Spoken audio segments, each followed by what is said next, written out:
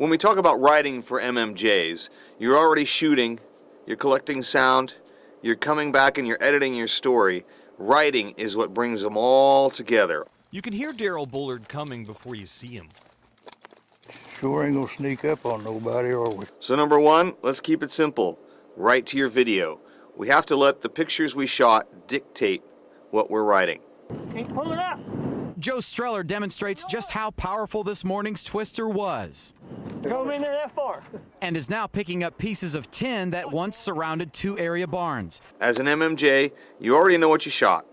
You probably just shot it, so it shouldn't be too hard to think of that or to look at it and start to think of words that go along with those pictures. Maybe it's the way the afternoon light comes through the window. It could be the extra hot coffee. Or the easy laughter of partners Charlotte McConnell and Rowena Music.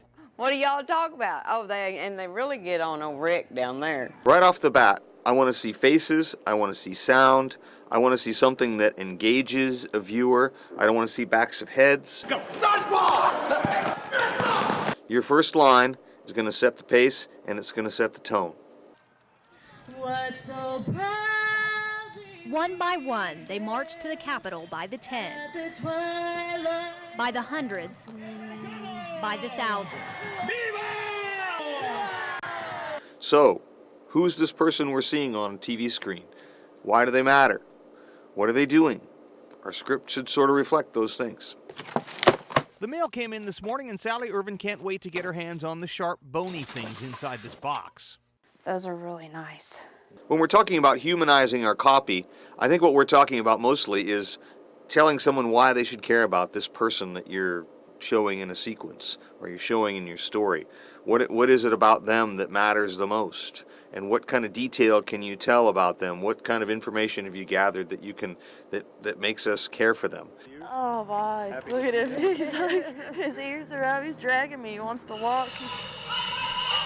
Number 5, write like you talk. In other words, you got to say your story out loud, then you got to read it out loud when you write it. You need to read it to somebody else. You need to say it constantly to yourself so that you get used to the sound of your voice. It's pretty much salt and lime. Just down the street at the Brain Freeze snow cone stand, Alexandria Baker still makes salty frogs for the thirsty. Oh yeah. This is kind of a delivery thing, but I think a habit a lot of people get into is letting every sentence trail off so that you finish down below. That seems to be the way a lot of broadcasters talk in the beginning, and it doesn't sound very natural. I like to use punchy verbs, like you're just seeing something. Wow, look at that. This is amazing. They were meant to roam free. So when you put a bison in a tight space, Ranger Ralph Bryant says they don't like it. They're older bulls and pretty agitated right now. Common rule with writing to sound bites is reporters paraphrase information, story subjects, interviews, give emotion. Friends don't let friends vote Democrat.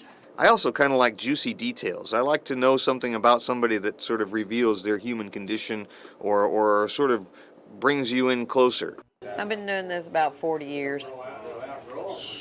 Long time.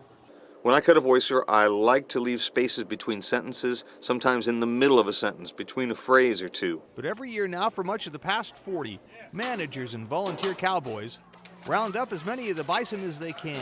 There he is, he'll weigh about 1,420 pounds. Then sell the ones they don't want. All right, here we go. The sound sometimes fits just perfectly into that space you've left.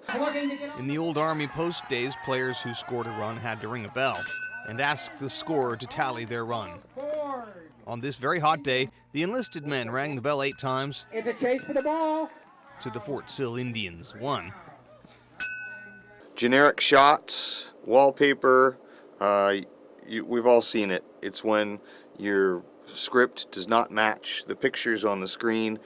You have a meaningless pan across something. Your solution is one of two things. You either leave the shot out or you change your script to match the picture.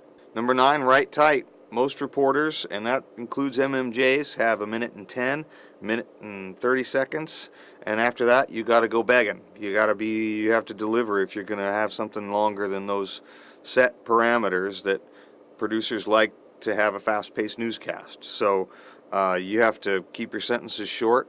You have to have natural sound and things to keep up the pace, but the sound bites should be short, the sentences should be short, and everything should be active so that you cover a lot of ground in a short space of time. Bad stuff.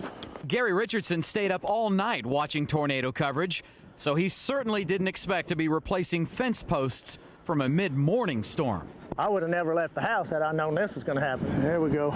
Number 10, keep your writing simple. As someone who does quite a few features, I tend to let my writing sometimes get a little bit too flowery. I think I'm writing some kind of love poem to myself.